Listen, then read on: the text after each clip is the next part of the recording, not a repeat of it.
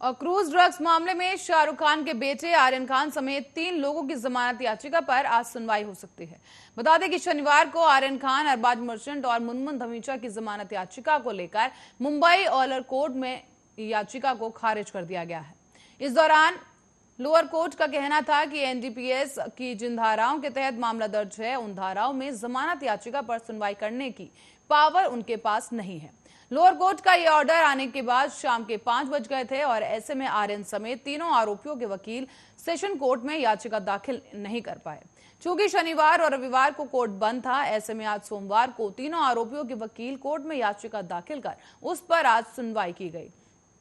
साथ ही आपको बता दें कि नारकोटिक्स कंट्रोल ब्यूरो की टीम ने 3 अक्टूबर को आर्यन और उसके साथ कई आरोपियों को एक लग्जरी क्रूज शिप पार्टी में ड्रग रेड के दौरान पकड़ा था। एनसीबी ने दावा किया था कि इस रेड के दौरान कई प्रतिबंधित ड्रग्स बरामद किए गए हैं, जिसके बाद इन आरोपियों पर एनडीपीएस एक्ट की कई धाराओं के तहत केस दर्ज किया गया था।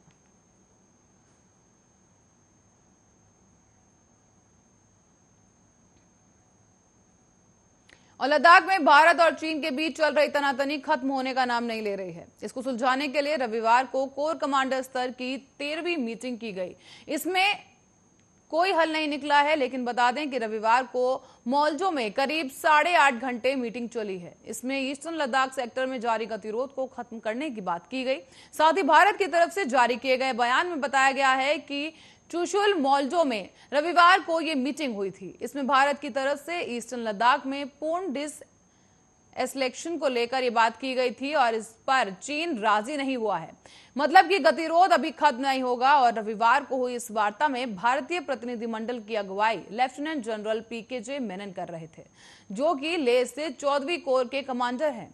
बताते चले कि मीटिंग में भारत ने कहा था कि जिस तरह से धीरे धीरे पैगोंग झील, गलवान और गोगरा में डिसएस्केलेशन को हो रहा है, उसकी वजह से बफर जोन बनाए गए हैं और उससे गतिरोध खत्म करने के अंतिम संकल्प की तरफ नहीं बढ़ा जा सकता। चीन ऐसे ही बफर जोन हॉट स्प्रिंग इलाके में भी बनवाना चाहता है और 3 से 10 किलोमीटर के बफर जोन का मतलब है कि भारत उस इलाके में पेट्रोल नहीं कर सकता, जैसे कि वो पहले से करता आया है। इसके अलावा देपसांग और डेमचौक जैसे मुद्दों को, जो कि मई 2020 से शुरू हुए गतिविरोध का हिस्सा नहीं है, उन पर चीन बातचीत करने से फिलहाल कतरा रहा है।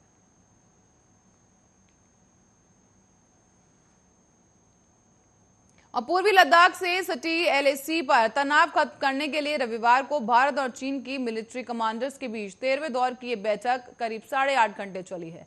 मीटिंग के नतीजे के बारे में अभी तक साफ जानकारी सामने नहीं आ पाई। फिलहाल जानकारी के मुताबिक भारत और चीन के सैन्य कमांडर्स के बीच मीटिंग शाम 7 बजे खत्म हुई थी। सुबह 10:30 बजे चीन की पीएलए सेना ने मौलजो गैरिसन में यह मीटिंग शुरू की थी। साथ ही जानकारी के मुताबिक मीटिंग के पूर्वी लद्दाख के हॉट स्प्रिंग से दोनों देशों के डिसएंगेजमेंट यानी कि सैनिकों के पीछे हटने पर यह चर्चा की गई, लेकिन सूत्रों के मुताबिक नतीजे के बारे में अभी तक कुछ भी नहीं कहा जा सकता, क्योंकि दोनों देश के कमांडर्स मीटिंग के बारे में अभी अपने देश के टॉप मिलिट्री और पॉलिटिकल लीडरशिप से मंत्रणा करेंगे। उसके बाद ही मीटिंग को लेकर कोई भी नतीजा सामने आ पाएगा। भारत की तरफ से लेह स्थित 14वीं कोर यानी कि फायर एंड फ्यूरी कोर के commander lieutenant general PGK Menon ने मीटिंग में हिस्सा लिया।